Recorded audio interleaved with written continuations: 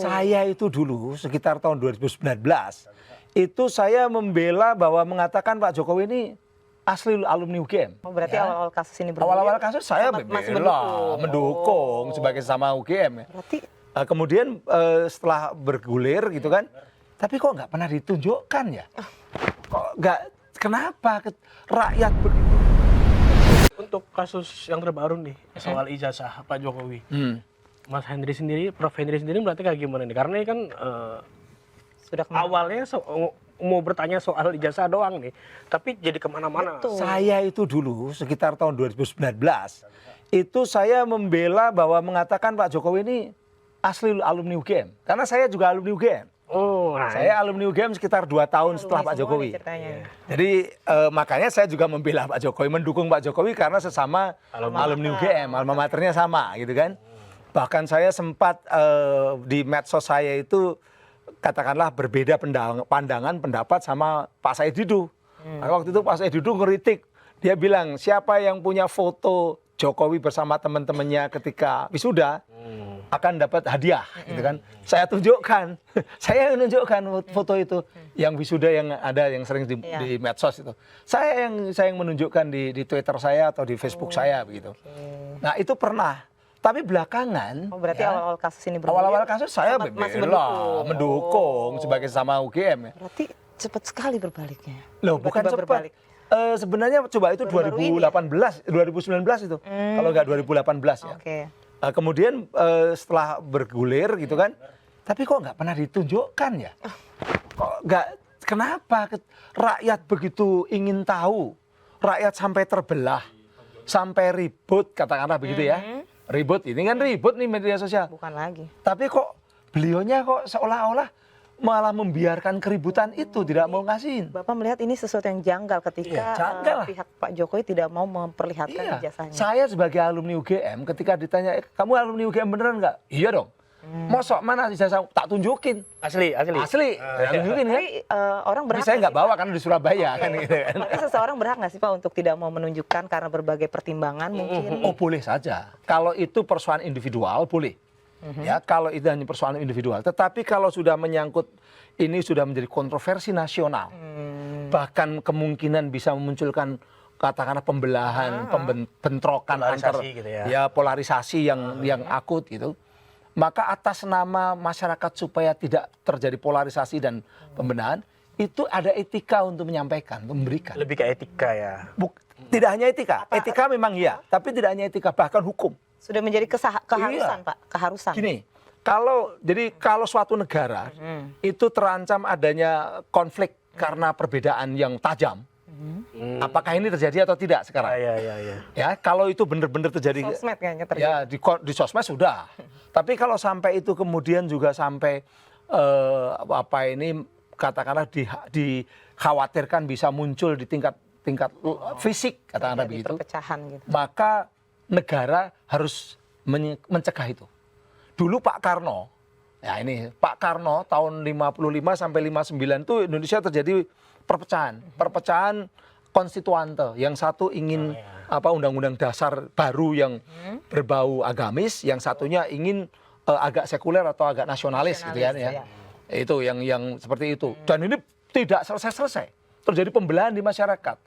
Maka Soekarno waktu itu atas nama solus populi suprema lex, bahwa hukum tertinggi di manapun itu adalah keamanan rakyat. Ini hampir sama ini. Dekret ya pada ya, lalu dia dekret waktu itu. Sama nih Pak. Waktu itu dia dekret. Nah ini sekarang juga membutuhkan mungkin katakanlah kalau kondisinya sudah keras, sama-sama keras ya, mungkin presiden bisa mendirikan atau katakanlah presiden atau lembaga negara yang lain atas nama solus populi suprema lex itu, ini ijazahnya harus jadi presiden yang sedang menjabat bisa memaksa? Bisa. Ataupun pengadilan juga bisa. Pengadilan aja sebagai lembaga negara, yaitu minta supaya ijazah ini dibuka. Aslinya seperti apa? Kalau memang asli ada, ini penuduh-penuduh ini ya harus tanggung jawab. Berarti dia udah mencemarkan nama baik, maka kena undang-undang pencemaran nama baik, baik yang itu di internet, ya, pasal 27A yang sekarang dipakai, atau KUHP-nya gitu kan. Tapi yang terutama yang di internet kalau atau di dunia elektronik. Tapi FYI aja nih ya Fit. Kalau Prof Henry ini salah satu yang ikut menyusun undang-undang ITE. Kemarin waktu 2008 ya kalau nggak salah. Kalau tahun 2008 saya udah jadi ahli ya, jadi staf ahli di Kominfo, tapi saya tidak ikut nyusun. Karena itu susunannya udah sejak tahun 2002. Kalau yang 2002, 2003 itu ada timnya. Nah, di era saya itu sudah hampir selesai aja. Jadi sudah hampir selesai. Endingnya ya. Lebih ke... Tapi ketika dilakukan revisi pertama, saya ketuanya. Berarti kemudian ini dong. Berarti kalau revisi kedua, saya ikut juga terlibat sampai jadi wakil waktu itu. Berarti. Di undang-undang ITE ini Mas Roy Suryo itu kena dijerat. Katanya ada banyak loh, dari mulai pencemaran nama baik, penghasutan, lalu ada manipulasi data digital. Nah kalau dari kacamata Prof Henry sendiri kayak gimana itu? Sebagai pencipta ITE. Nah, kalau pencemaran nama baik itu dalam hukum ini ya, ITE itu sering disebut sebagai ranah atau jenis hukum yang namanya computer related crime. Computer related crime yaitu kejahatan menggunakan komputer. Pencemaran nama baik itu kan mencemarkan nama baik. Dulu zaman sebelum ada internet sudah ada.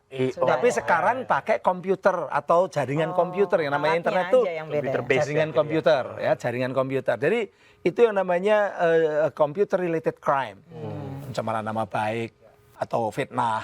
Fitnahnya pakai komputer sekarang, ya kan pakai internet. Pakai sarana gitu ya. Pakai sarana internet ya. Kalau dulu kan langsung tuh. Tapi ada yang tadi yang satunya lagi yang sekarang dikenakan ke Roy Suryo itu pasal 32. Itu adalah computer crime. Yang satu computer related crime, yang satu computer crime. Yang namanya mengubah-ubah informasi elektronik, ngubah informasinya, ngubah datanya, karena dianggap ada data yang sudah atau informasi yang sudah diupload ya, kemudian diubah-ubah sama Roy dan sama Resmond, itu namanya computer crime. Problemnya adalah apakah betul itu computer crime? Nah kalau Prof lihatnya gimana nih? Kan Roy Suryo sempat beberapa kali memperlihatkan. Pakai ELA. Pakai ELA. Penelitiannya dan lain sebagainya. Di VT juga kalau manipulasi harusnya Dian Sandi dong yang kena. Sebenarnya Dian Sandi juga tidak kena. Kalau Dian Sandi tidak kena, Roy Suryo apalagi gitu loh. Suryo nggak kena juga, harus tidak kena soal manipulasi itu. Ya kalau itu, karena begini, yang dilindungi oleh Undang-Undang ITE itu informasi elektronik yang merupakan milik orang atau milik publik, dalam artian publik itu milik ya, bukan yang sudah tersebar di publik. Milik itu misalnya begini, Mbak Fitri itu punya platform ya, katakanlah punya email, punya password, ya, PIN. Kemudian saya ubah PIN-nya sehingga Anda kesulitan untuk mengakses. Dibajak ya? Saya bajak, saya ubah gitu. Atau saya pakai lalu PIN itu saya pakai untuk mengambil uang di ATM atau mengambil uang telebanking, e-banking begitu. Ya itu kan seolah-olah asli. Ya seolah-olah menjadi milik saya. Itu yang kena. Jadi bukan informasi yang fotonya Mbak Fitri yang ada di IG kemudian dikasih kumis. Jadi kayak kelinci gitu kan. Itu hanya melanggar etika.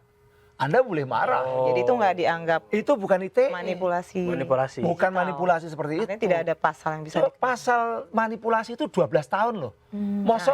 Mosok ngerubah fotonya Mbak Fitri yang ada di internet ya, kok saya kasih tadi misalnya kasih gigi kumis gitu ya, atau pakai taring begitu, masa kena 12 tahun? Betapa kejamnya negara ini, betapa kejamnya yang membuat undang-undang itu, kan begitu kan?